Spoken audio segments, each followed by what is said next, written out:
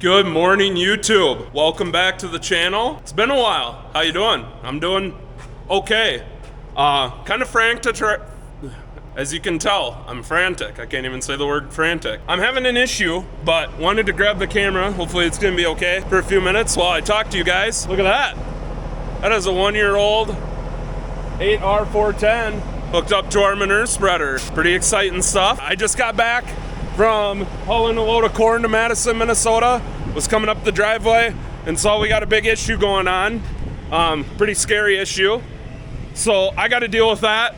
More on that tractor.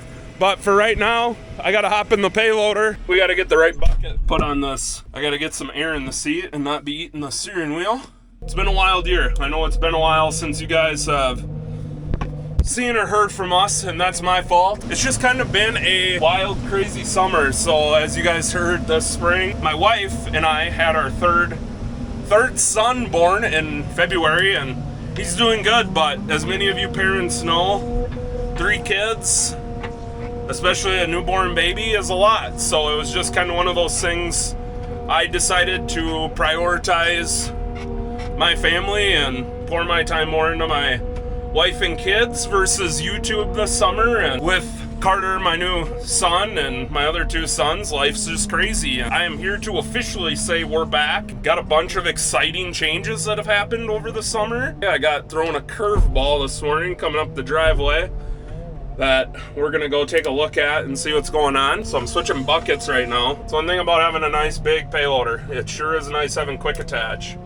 Because in times like this, when I need to be on my A game, I need to be able to switch buckets. But yeah, as you can also see, we got a new Cyclone litter attachment sitting there. There's our old one. We also have a new to us stripper head right there. If you recall this spring, the video of us planting oats, all of our oats went down. We just had some storms that just, yeah, they got really big and tall. And then right, of course, as we were trying to harvest, Mother Nature loved to throw us a curveball and give us some rain and some wind and some hail on our small grains. We went out and bought a new to us stripper head. It is by no means a new stripper head, but it did the job. It did the job very well. And yeah, unfortunately, didn't get any footage of that, but yeah, all that went pretty good. Our wheat did absolutely terrible, but our oats did pretty good. Here's my issue. We got smoke pouring out of our manure pile. I do have a garden hose and sprinkler in there, but I gotta get this cleaned up, get that hot manure out of there. That's what we've been doing with it. All of our hot manure gets transferred over there. We must have made too big of a pile. That's just brooder. This is finisher manure, so this is far more valuable. I'm gonna put the camera down, get this smoke out of here, get that hot manure laid out to where it can cool, and then I'll pick you guys back up. All right, guys, I think I got the fire somewhat put out. It's so hot. I mean, you can see everywhere where we've stabbed manure out of that brooder pile. I'm actually grabbing some manure samples right now. I think I'm actually gonna start spreading this. We got some of that small grain ground. Get it out of the yard, get it incorporated. I do not like putting on manure this early. It's what, September 17th or 18th today, and it's about 80 degrees. It's been 80 degrees all week. Our soil's not to the temperature I'd like it at. I'd like our soil temp at 60 and going down rather than 80 degrees and holding. But yeah, we got a mess. I've been laying it out back here. Just get it out of there and lay it out, and it kind of fizzles out pretty quick. And then I got one more spot that's smoking. We just moved the sprinkler onto it, so we've been sprinklering this pile past month. Our water bill's kind of crazy. I'm waiting for Jerry to tell me what that is someday. But yeah, we've been running a sprinkler 24/7 and never have had this happen before. Jerry and Zach are back now. They actually want to screen out the rest of our oats. I've got to go down to St. Ansgar, Iowa. I'm going to get those screened out because we're going to do something creative as well with the oat screenings. So we had 60 acres of prevent plant this year. I don't know if the YouTube channel knows that or not, but yeah, we had 60 acres we could not plant. It's the same field we've been struggling with for years. Yeah, we just could not plant it. So yeah, we are gonna try to spread the light oats on it. And as you can see, black bean harvest will be soon.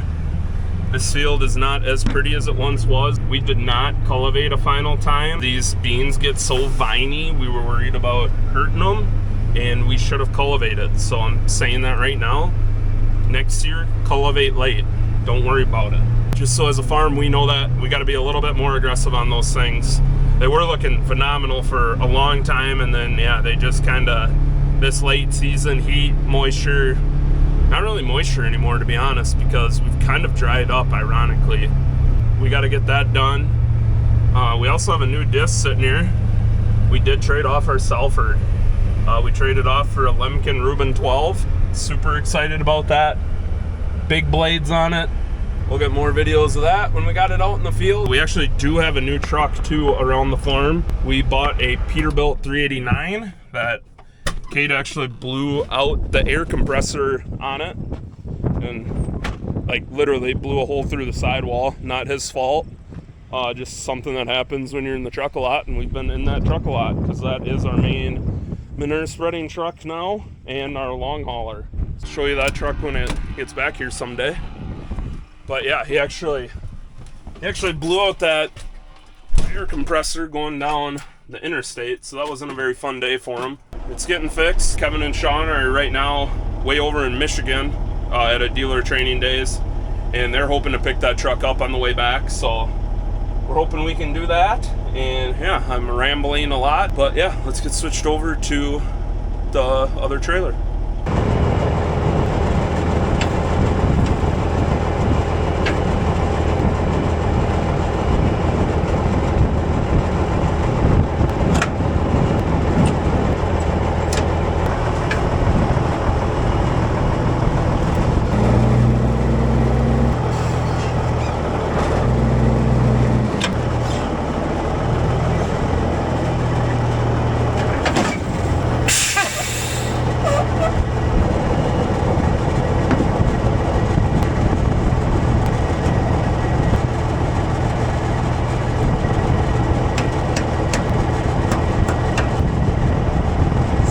Century Farm Organics hammer.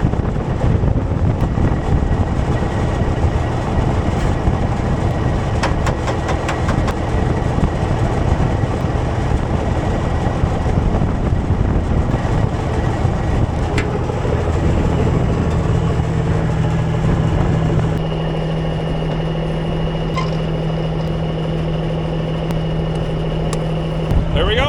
All right, so there we go. I got the truck under our brand new Grant conveyor.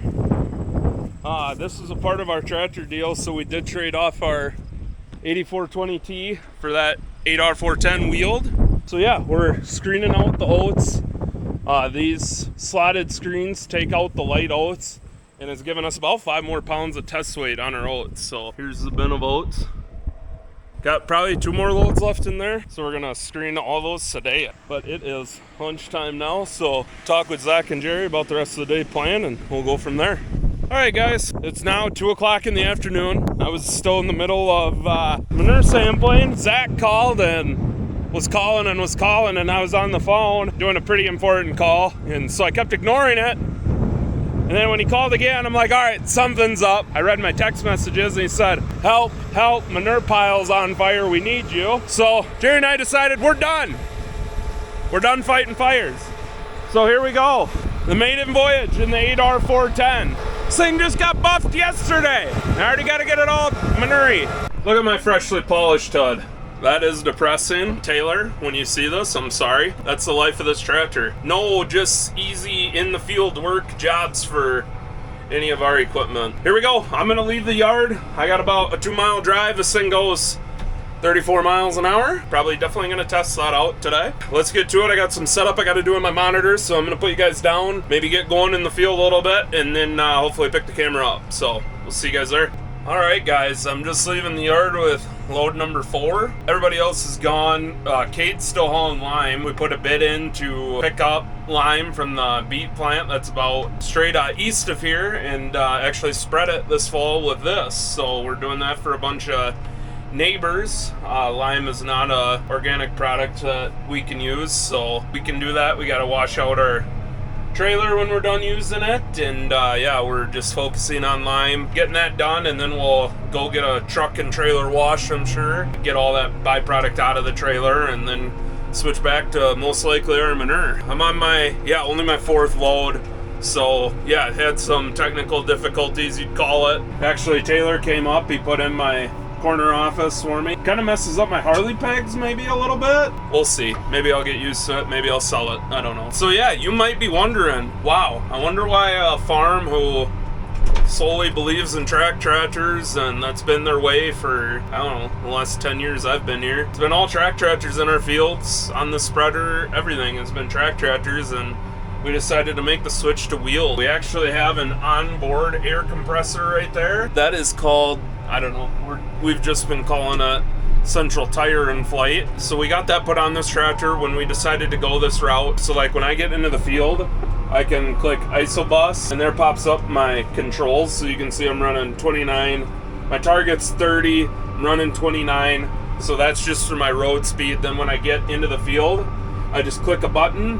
All of a sudden you'll hear pshh. We're letting the air out. That is exactly how it sounds, by the way. It'll let the air out and the tires will go down to, I think Taylor changed my setting to 15 PSI. We were running like 12 PSI. So that just widens our footprint. That gets more tire spread out over the ground.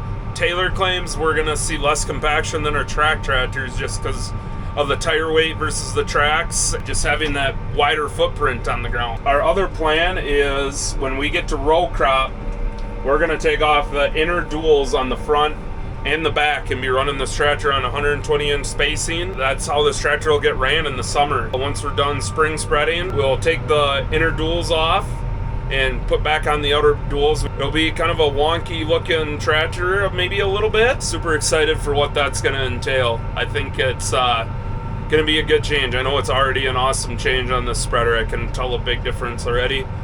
Just my ride comfort, it's definitely easier on a person versus the track tractor. Definitely very happy with how this is going so far, 4 loads in. So if you're an organic farmer looking for a weed seed, a weed zapper, the Terminator, we are gonna sell that. So we are very happy with it. It does a phenomenal weed job kill. So that's one of the things that has to kind of leave the operation in order to make this tractor work. So this tractor is gonna get used throughout the season rather than just that Terminator getting used 6, 7, 8 weeks of the year. We're definitely making it, you know, the payback's there with it, but we also think we can get a larger payback with the tractor mount, with the tractor, and then we're gonna get a tractor mounted weed zapper. I'm a little worried our weed kill is gonna go down, going down to that other tractor weed zapper, but we're also gonna take a little bit of a setback in doing as much weed zapping as we had been doing. This year was definitely a down year from custom weed zapping standpoint, just with crop inputs. That was just kind of one thing not a lot of people were wanting to put into their soybeans. So the price, corn, soybeans, and organic is down. It's definitely down on the conventional side. So yeah, it just wasn't a great custom weed zapping year. We had a good weed zapping. I mean, I'm pretty happy with how our beans look for the year, but yeah. So that's kind of the big changes we're making around here. I know this is kind of a big video of me rambling, but I kind of want to get you guys back up to speed on what's been going on. I know there's going to be definitely some more videos coming back out. Zach's going to start helping me with editing, kind of hopefully taking more of that time off my plate. Just like I say, kind of get back with my family versus on the computer for a few hours a night when I'm editing videos, just because. Yeah, it is definitely more time consuming than I first thought, but it's definitely something fun, and definitely I've heard good feedback from people that you guys are enjoying this. That scared me. That was my Propel bottle falling. We're getting very good feedback that you guys are enjoying our YouTube channel, so definitely want to keep going, ramp it back up, and yeah, hopefully get back into the mix of it. Definitely was kind of good to just have a break, just a refresher for my standpoint, and yeah. But I'm ready to get back to it, so I hope me and Zach can do a great job. Zach's super creative and probably way better on a computer than I am. I was born in 1994, kind of into the boom of technology, but never have been like a computer guy. Maybe Zach's gonna be that guy for us going forward. So anyway, I think this is where I'm gonna wrap up the video. This is a big, long, you're sick of Kyle seeing me talk, hearing my voice, but this is just kind of getting you back into the groove of things, seeing what we're up to, and kind of a crash course in it. Fall's almost here, and hopefully we can get some good content out there, and yeah, we'll go from there. So Thanks for watching the video. I'm sure not many people made it to this far, but if you did, thank you. Appreciate you. And yeah, we'll see you in the next one.